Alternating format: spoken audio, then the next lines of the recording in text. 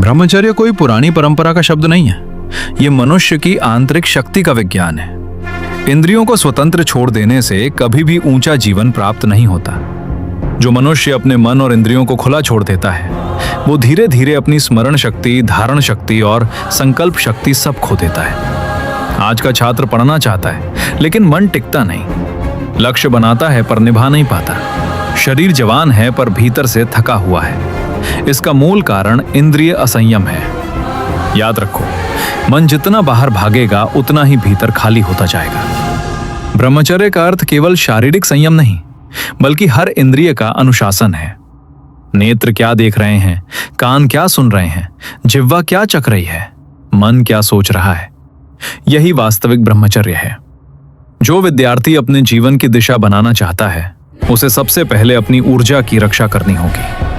ऊर्जा बची तो स्मरण शक्ति बढ़ेगी, स्मरण शक्ति बढ़ी तो धारण शक्ति बढ़ेगी, धारण शक्ति बढ़ी तो संकल्प शक्ति दृढ़ होगी और संकल्प दृढ़ हुआ तो जीवन बदल जाएगा।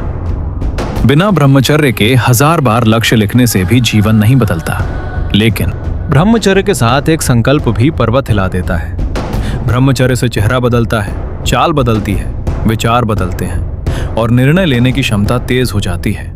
जो युवा अपने भीतर की शक्ति को संभालता है उसकी आंखों में स्थिरता आती है, वाणी में वजन आता है और व्यक्तित्व में आकर्षण अपने आप प्रकट होता है। जो अपनी शक्ति को नष्ट करता है उसके भीतर चिड़चिड़ापन, आलस्य, अस्थिरता और भय भर जाता है। मन कहीं टिकता नहीं, हर काम भारी लगता है और आत्मविश्वास गिरता चला जाता है।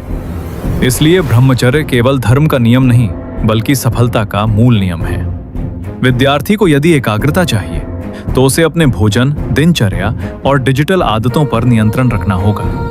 देर रात तक स्क्रीन देखना, उत्तेजक दृश्य देखना, अनियमित भोजन करना और आलस्य में डूबे रहना, ये सब ब्रह्मचर्य को नष्ट करते हैं और मन को कमजोर बनाते हैं। जो छात्र सुबह उठकर व्यायाम करता है, शुद्ध और मिताहार लेता है, समय पर सोता है और मन को अनुशासन में रखता है, उसकी स्मरण शक्ति तेज होती है और पढ़ाई में मन अपने आप लगता है।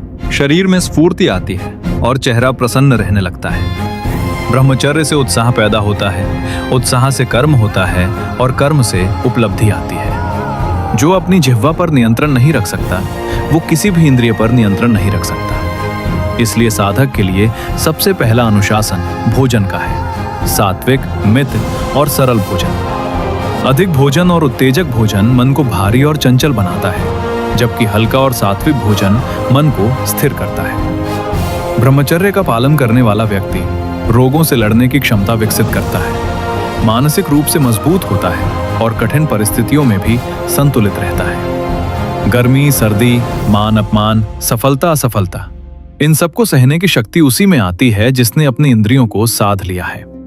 आज के समय में सबसे बड़ी गुलामी इंद्रियों की गुलामी है और सबसे बड़ी स्वतंत्रता संयम की स्वतंत्रता है। जो मन का गुलाम है वो स्वतंत्र नहीं और जो इंद्रियों का स्वामी है वही वास्तव में स्वतंत्र है। ब्रह्मचर्य मनुष्य को भीतर से संपन्न बनाता है, विचारों को स्वच्छ करता है और लक्ष्य पर टिके रहने की क्षमता देता है। जो युवा अपनी शक्ति को बचाकर सही दिशा में लगाता है वही अपने परिवार, समाज और देश के उत्थान में योगदान दे सकता है। ब्रह्मचर्य से आत्मबल जागता है, आत्मबल से विवेक जागता है और विवेक से सही निर्णय लेने की क्षमता आती है। इसलिए जो विद्यार्थी अपने जीवन को ऊंचा उठाना चाहता है उसे 3 नियम अपनाने होंगे: सात्विक भोजन, नियमित व्यायाम और इंद्रिय संयम।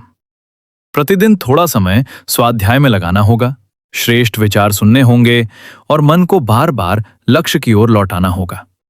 धीरे धीरे मन स्थिर होगा, ऊर्जा बढ़ेगी और जीवन में स्पष्टता आएगी।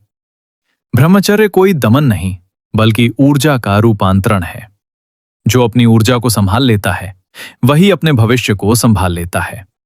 जो अपनी इच्छाओं का दास बनता है वो परिस्थितियों का भी दास बन जाता है।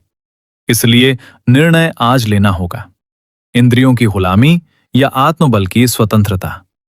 ब्रह्मचर्य ही वो मार्ग है जो मनुष्य को बिखराव से निकालकर केंद्रित करता है, दुर्बलता से निकालकर शक्ति देता है और भ्रम से निकालकर स्पष्टता देता है।